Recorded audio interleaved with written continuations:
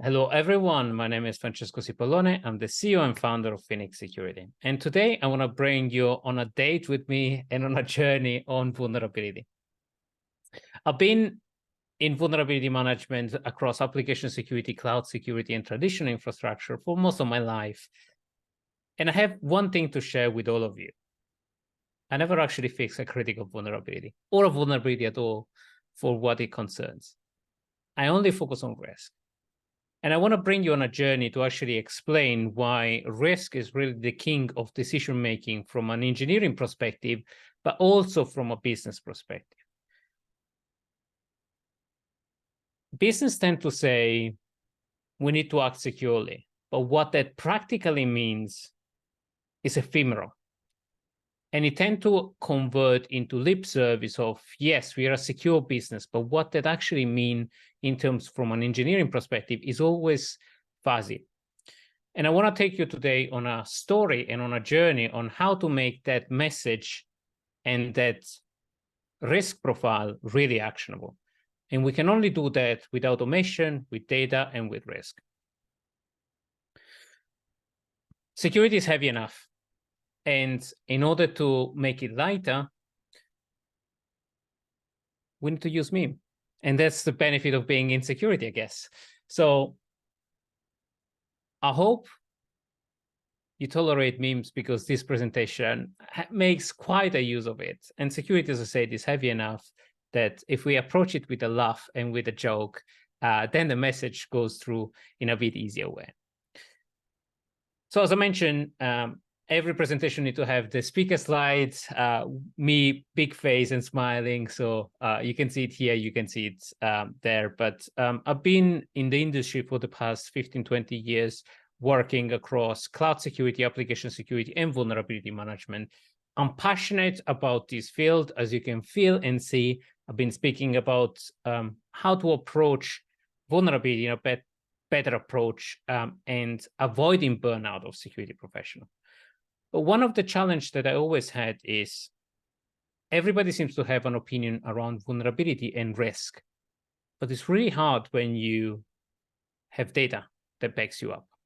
It's really hard to argue with data. And when your approach on, I think this is exploitable versus there is an exploit available, this machine is actually externally facing, the likelihood of exploitation is X, is really hard to argue with that information. Unless you're a data scientist, and we have the session coming up next where we can discuss and debate around data science and which data set do you choose as a reference to use. So on today's presentation, I want to walk you through the scenario, the current landscape, and the data that sits behind the current landscape, and the current approach that is usually based on SLA and how do we take that approach into the next generation, into the next level? And that is using risk. And I say the risk is the great unifier because unify a lot of these data elements and help us driving a data-driven approach on vulnerability and risk.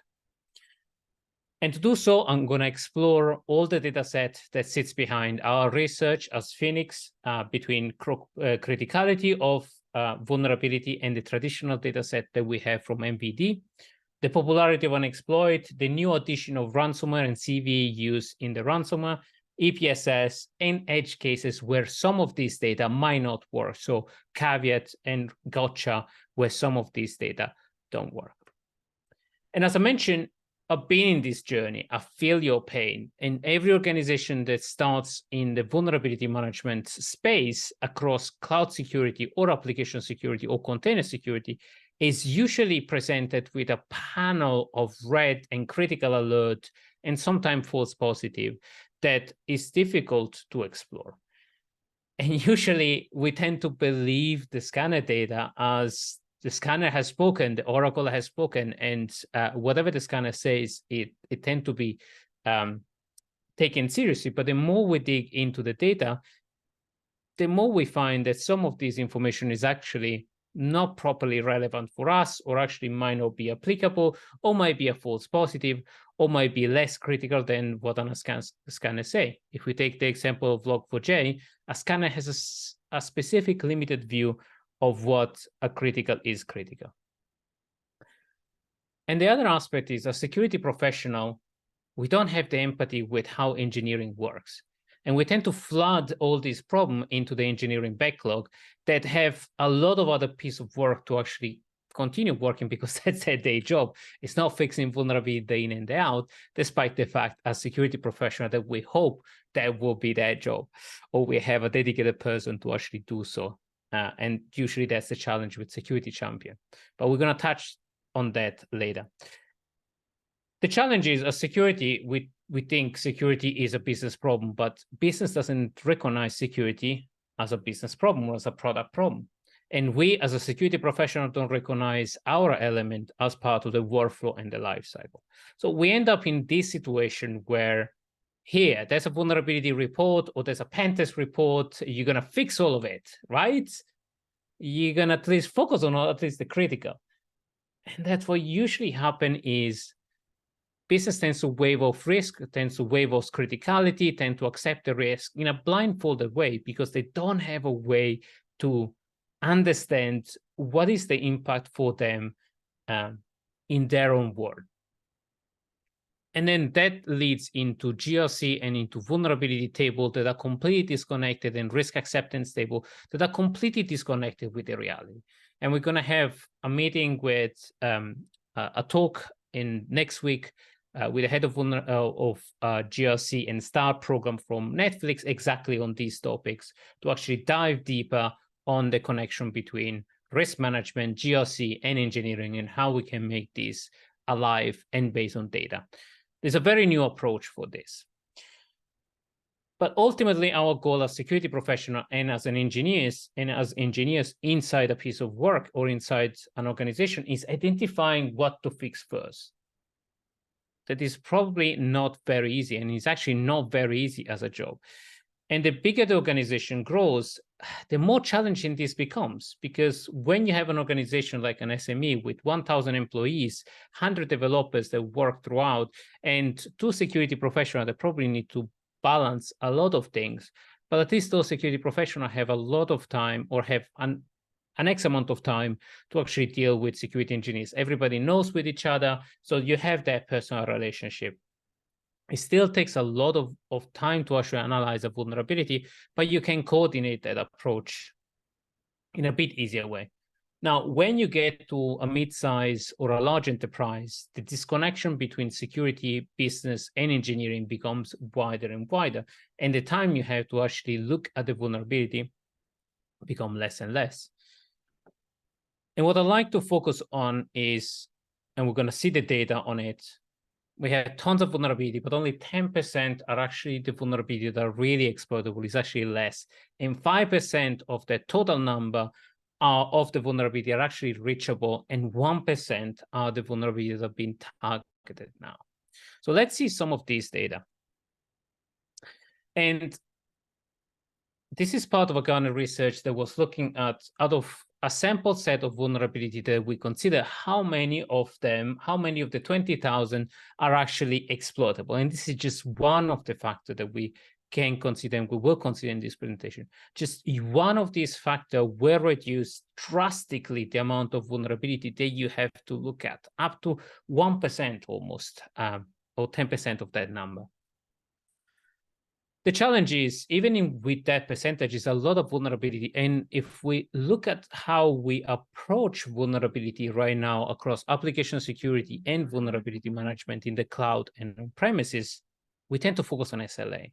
And SLA is inherently a bad number because it's flat, and it doesn't consider the risk level of a specific organization, or a risk level of a specific team or application. So what that result is, that SLA get missed all the time because they're flat across the board. So even if you focus on the top critical vulnerability, you will not be able to focus on the medium vulnerability and the low vulnerability, and the ticket time start ticking as soon as the vulnerability get discovered.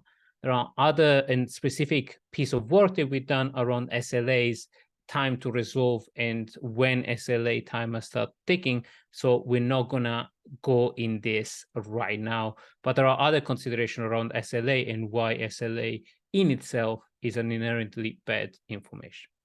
Now, let's dive deeper on why are we in this situation and why there is a lot of alert fatigue and alert panic. So if you look at the raw vulnerability data from NVD, we can see a bias of the vulnerability database that critical and high vulnerability almost form the 55% and above 58% of the total number of vulnerability available in the NVD. And then the medium are actually a huge number. The low is just 1% of vulnerability. So there is very high chance that if we take in consideration critical and high, we consider almost half, if not more, of the 270,000 vulnerabilities that are right now available in the NVD. Now, if we explore a little bit more on the typology of the vulnerability or the effect of a vulnerability, we can start seeing patterns of things that are exploited at scale. Like remote code execution, it's just a 30% of the vulnerability, but those are the one most dangerous. And then if we pair this one up with the vulnerability that are actually reachable from a network perspective and external, that is another way to cut the vulnerability data sources and focusing just on a percentage basis of those vulnerabilities that are effective. And this doesn't require any additional technology. This is just an analysis on a classifier that you can use to actually classify the vulnerability by typology of effect or typology of attack, like buffer overflow, memory corruption, SQL injection, and cross-site scripting tend to be more dangerous in the backend application, while cross-site scripting, SSRF, and open redirect input validation, well, input validation might be more widespread.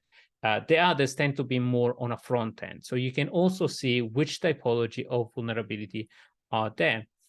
And we've seen over the years that the vulnerability have changed and have evolved. Certain type of vulnerability, we stop seeing them altogether. Certain other are increasing, like cross-site scripting, because of the web and API usage and widespread usage. Those vulnerabilities have stayed there, while memory corruption, if you can see, has a deep dive because of the adoption of new and modern framework that we have. But in general, the web-based vulnerability like cross-site request forgery and SSRF or CSRF, those are the two request forgery, those are still very high still to today, because those are vulnerability that are exploited at scale and on the website. So because of our interconnected world, those are still applicable and very modern. Now, let's look at the funnel. And I've been talking about the 10% of vulnerability that matter, the 1%. I'm going to show you and I'm going to prove you with data on how you can reduce your vulnerability to the 0.1% of the total number of vulnerability database. Now, at this point in time, we actually pushing 207,000 vulnerability in the NVD and more being recorded so far. We've done an enormous amount of research to actually cross-reference all the vulnerabilities that are available in GitHub, and all this information are available on our website to further review and cross-reference some of these data sets. But just this and the bug bounty hot vulnerability, we already reduced that 204,000 vulnerability in 9,000 vulnerability, 70,000 for the one active in the bug bounty platform, and 9,000 just in the one that are potentially exploitable. So GitHub exploit available, proven exploit available. Now, if you narrow down on the actual verified exploit, and you can take CISA, for example, or the non-exploited vulnerabilities, a manually curated database of vulnerability from CISA, part of the US government sponsorship, or GitHub verified exploited, is a data set that we analyze cross-referencing where a vulnerability is actually used in the wild and has a module in Metaexploit and other exploit databases. Those vulnerabilities are reduced to 0.41% of 1,000 roughly vulnerability from the original 204,000 vulnerability. So we already are targeting 0.41% of the total landscape of vulnerability.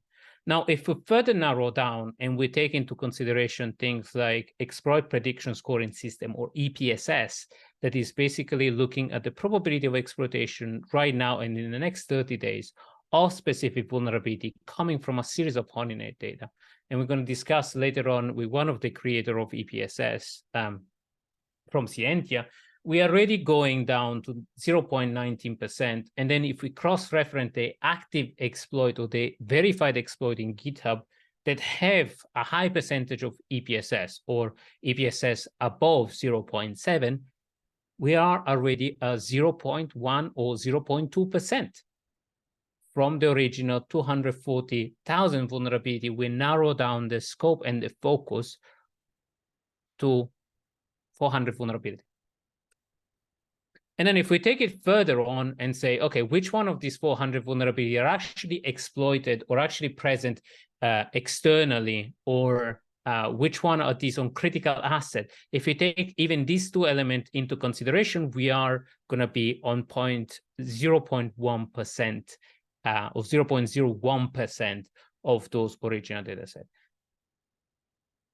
This to say that we don't need to submit to the vulnerability overload and to the scanner overload and be flooded with all this alert fatigue.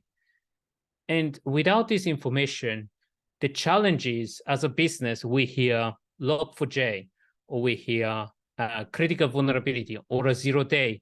And the reaction, the knee-jerk reaction is panic. Do I have that problem? Am I going to get hacked? As a business owner, those are the information that cause panic. And the knee-jerk reaction is talking to my security professional and saying, are we going to get hacked? Let's fix all this problem altogether. And we're seeing this year that we had one of these high critical alert on a weekly basis. Or recently we had curl and libcurl that was vociferated as critical vulnerability. It was actually reduced to much less. Log4j, Spring4Shell, again, last year, were causing massive panic on updating library directly and indirectly. And without this data, we can't actually sort out, or we can't figure out between those vulnerability and other critical vulnerability, which one are gonna get us hurt. And without data, we're never gonna be able to have that judgment or fight back or discuss back with the business on saying, these are our external assets. These are the one vulnerability that are actually likely to be exploited because they have an exploit available and highly likely to be exploited in the wild. So let's focus on the external surface first, and then the second line of external surface, and then all the way down to the internal in a sequenced approach. No business person will ever fight back that kind of reasoning because it's logical and it's based on data. So, business, and how do we communicate with the business with all of this very technical information, and how we can convert this into a business talk? What is love or what is risk? Baby, don't hurt me. And as I said, we need to joke a little bit on these terms, because if we only talk about data, it becomes a little bit heavier. So I want to go with you on a journey on why I really like risk as a way to communicate with the business on these kind of terms of likelihood of exploitation and the ability to discern on what is more risky, what is less risky. The challenge is when you talk to an executive or anybody on the C-suite and you start talking about vulnerability, the reaction is, I don't understand this report. I don't understand this tons of information on this executive. I had tons of critical. Which one do we focus on? We're going to get hacked. Those are the information, knee-jerk reaction that we're going to get from a business person. And if we present that on a weekly basis, we're going to get kind of a rejection by default, because if we scream continuously that we have critical problem, the reaction is maybe those critical problems are not that critical. On the other point, if we talk about risk to the engineering community, they talk about number of sprint stories or number of action point that needs to be done on the next sprint if you're working in Scrum or Agile.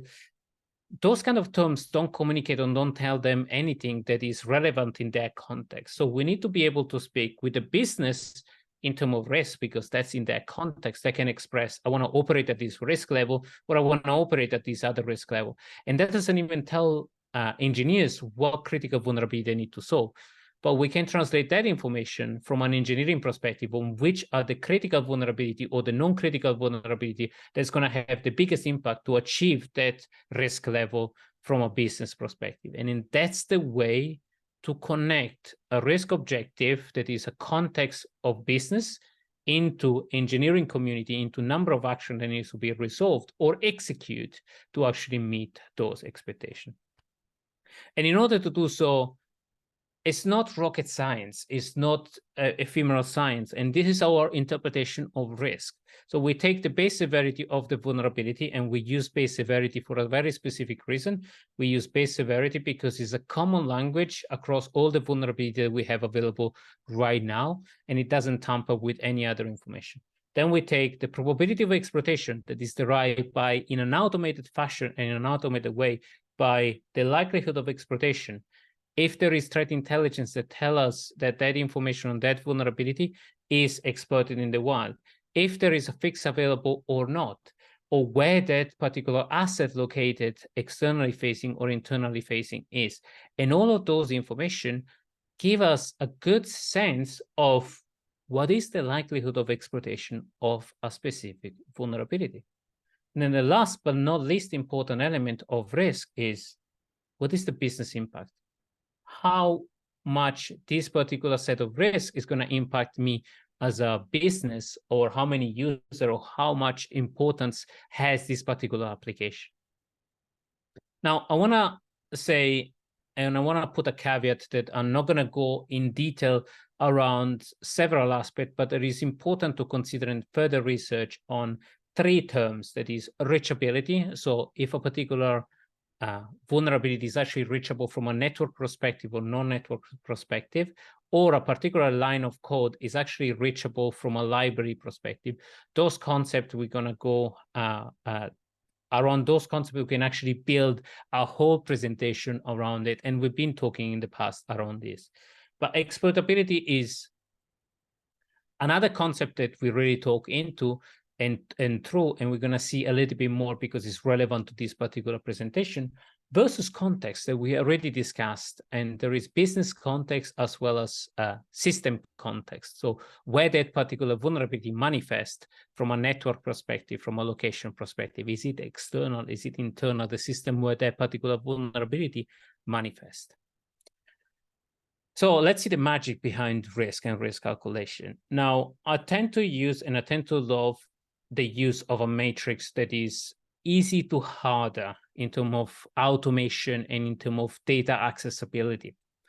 Now, we have the level 1 where we can take all the vulnerability in bulk and automate using and achieving, as we've seen in the funnel before, a very finite and a very short number of vulnerability, or finite number of vulnerability, looking if there is an exploit available, or if people are targeting that particular vulnerability. That's what we call popularity with bug bounty. Or if in the CVSS vector, this particular vulnerability is attackable by a network perspective, and this particular vulnerability has a remote code execution attribute that will tell us that it's easy, or to a specific percentage, to deploy a piece of code remotely to the system. Now, reachability from a code perspective and partially from a network perspective becomes much harder to understand and calculate, where the other factors that we explored are easier to calculate because there is data availability already at scale on those information. And the scale between harder and easy on this scale, on the vertical scale, is a risk-reward opportunity that I see.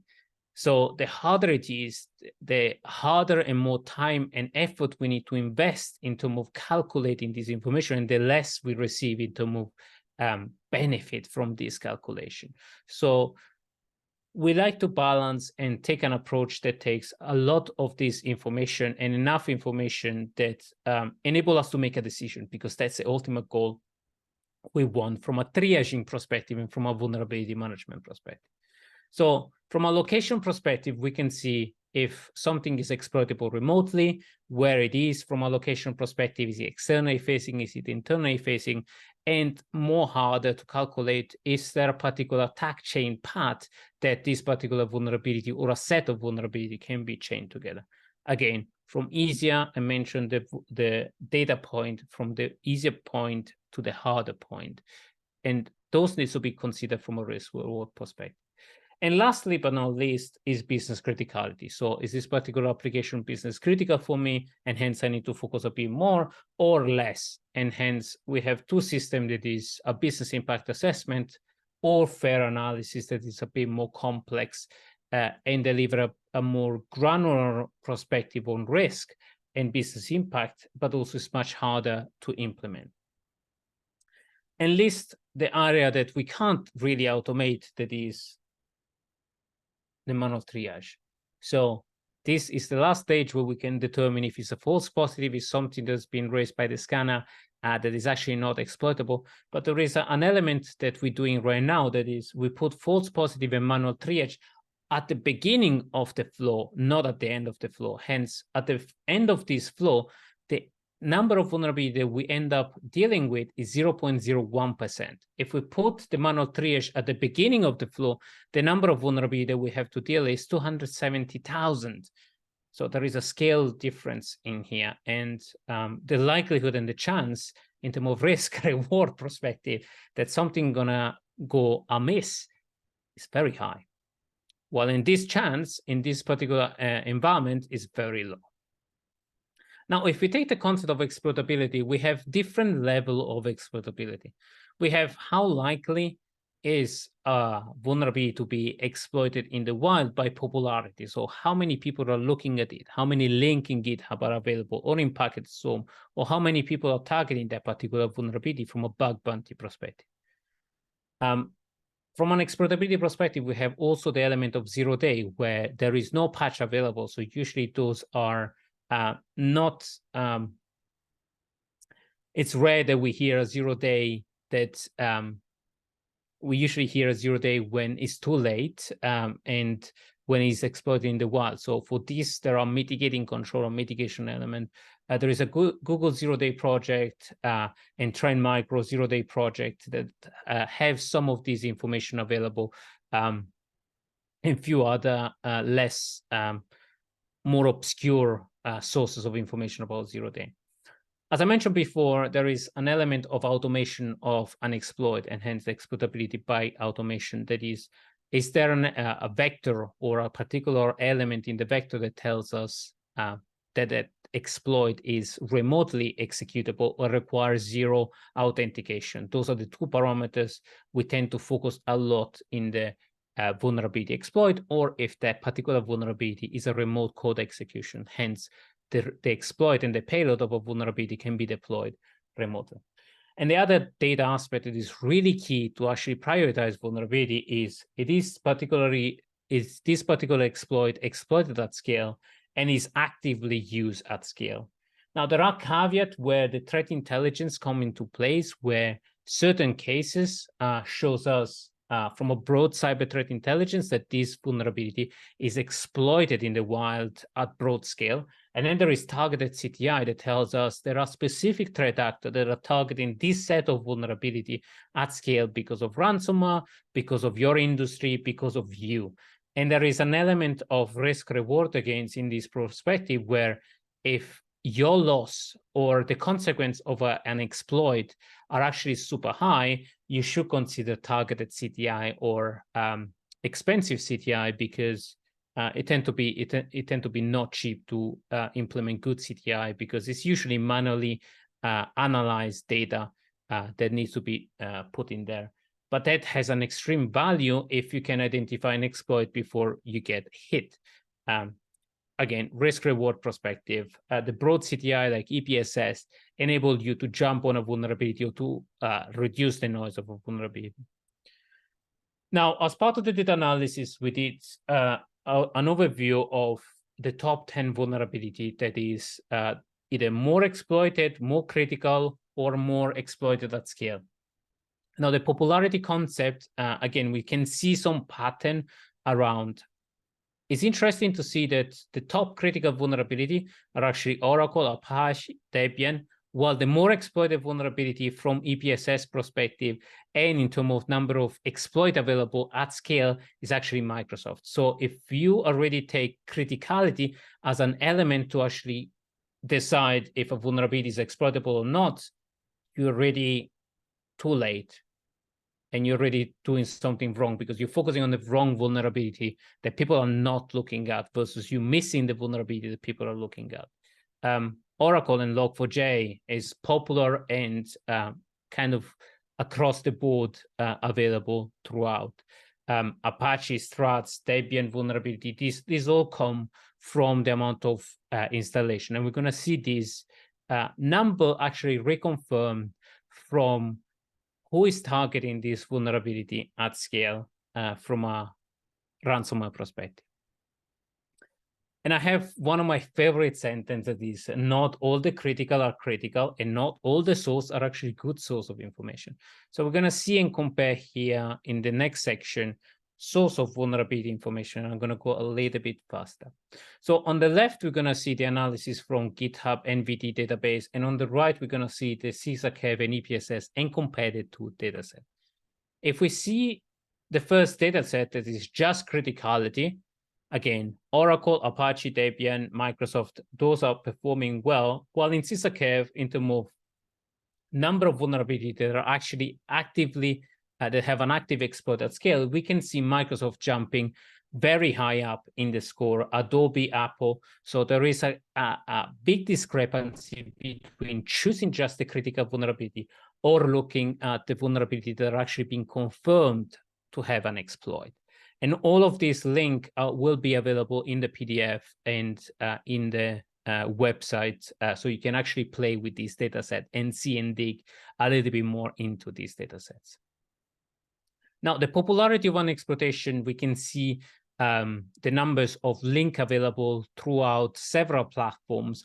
Microsoft, Oracle with Log4j, Debian, Apache, Red Hat, the top exploited operating system are actually the one that have the majority of vulnerability at scale across various data sets.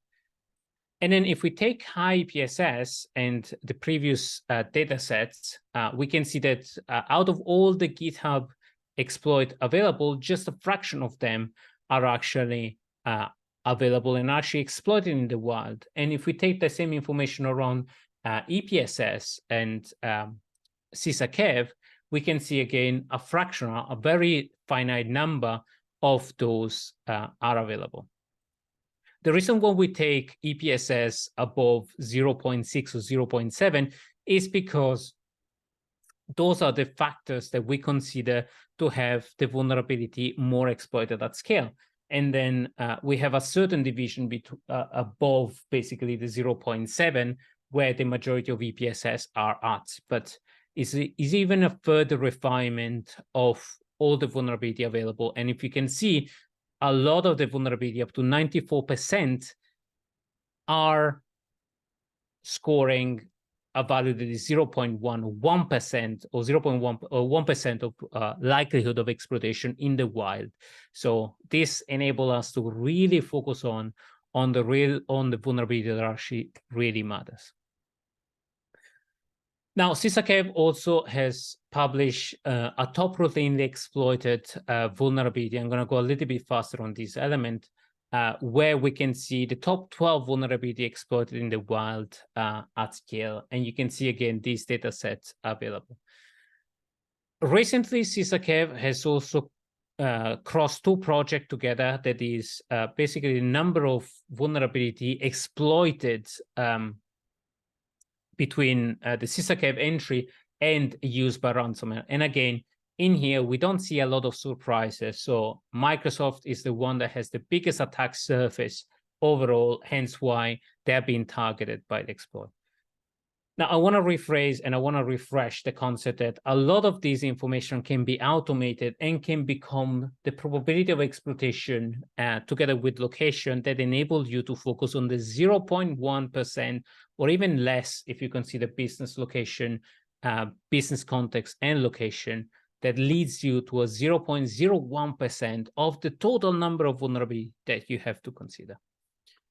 So to wrap it up, the data set to consider are APSS for the probability of exploitation, CTI against a bit more refined CTI to actually look at the likelihood of exploitation, element that I use in ransomware from the CISA-KF database, location of an asset for the likelihood of exploitation, and the reachability from network, as well as the type of vulnerability. Now, how easy is to deploy an exploit? The element you should consider is the popularity of an exploit. So how widespread is that exploit? How likely and how many times are actually is this exploit used at scale? If it's widely available, if it's been verified, or if there is a module that actually for this particular exploit to be deployed, and again, exploit being used in the wild, leveraging EPSS or your CTI data. And you can see the various modules. We did also an analysis on the top 12 and the methodology of attack from the top vulnerability exploited last year. And as you can see, remote code execution is the one that is most used because logically, those vulnerabilities are easier to implement and easy to weaponize at scale, either if you use ransomware or if you do specific targeted attack. Now, I want to cover in the last 5 minutes a couple of edge cases where some of this information might or might not be useful. So EPSS tend to have a 16 to 30 days synchronization effect with new vulnerability at scale. So if we take OpenSSL vulnerability that was mentioned at the beginning of this year, temporary had a 4.5, ended up being very high for a specific amount of period. But EPSS score was super, super low for a long time, while the CTI interest for targeted and refined CTI information was really high because of the distribution across number of systems available. So it was something that attacker really looked into. Another vulnerability that later on got really attention and got really exploited at scale was VMware or QNAP systems, because those vulnerabilities got a lot of attention from ransomware perspective. Originally CVSS 8.8, a lot of high interest from CTI. Again, EPSS very low, and it ended up catching up later stage. So those are cases and caveat when using CTI versus EPSS, that there is a little bit of a delay between when a vulnerability gets published and when a vulnerability gets exploited at scale. So to wrap it up, you can get information around likelihood of exploitation in comparison with EPSS. When EPSS is low, always double check if the vulnerability widespread, if there are a number of systems, for example, in Shodan or gray noise that are highly exploited or highly available. Or shadow servers is another good data source of information, as well as HackerOne data and other bug bounty data to see fundamentally if that vulnerability is exploited in the wild. We have a lot of this information on the exploitability and on the probability of exploitation and on the popularity in Phoenix Security to actually enable you to do this at scale. And the least but not last, you can see the methodology of attack, like CWE, CAPEC. This becomes a little bit more complex to dig into. So I want to conclude that vulnerability at scale tend to be a tunnel and very hard and very heavy to explore and dig into, but there is a light at the end of the tunnel. To summarize, manual triage is not practical, it's not effective. EPSS is a great source for prioritization. Context, location, and other factors can help further down refining the vulnerability exploitation and the one you should focus on. And risk enable us to talk with the business in a better way. And if we identify the single thread of risk to vulnerability, we can enable the business to communicate and to connect with the majority of people. Now, I want to leave with a last comment that is, this is what we do at scale with Phoenix Security. We are a data-driven company that use a lot of the data set to actually contextualize, prioritize, and deliver high-quality feed to engineer at scale. You can find us on phoenix.security, and a lot of these data sets are available. We love the community, so we made available a version of Phoenix Security with OWASP, and you can get access to the Phoenix Security Edition from OWASP using this QR code that you have available in here. A lot of these data sets and a lot of this information are actually also available on some of the write-up and the publication that we did around vulnerability management at scale and application security program at scale. You can find them using the QR code, as well as the new tool publication that we did around the use of SLA and how to move away from SLA and into a more data-driven and risk approach. Again, the QR code will lead you to the specific page, or building resilient application security and cloud security program using this QR code. We also discuss around this particular topic on the podcast, CSCP, or Cybersecurity and Cloud podcast, with a lot of thought leadership around the world. So I'd like to thank everyone for your time and effort. And I want to thank all our defender for actually defending and helping our business to get up to date and safe every day. It's not an easy job, and we're here to help you all to get less burnout and more focus. Thank you very much. I'm going to open the floor to the question.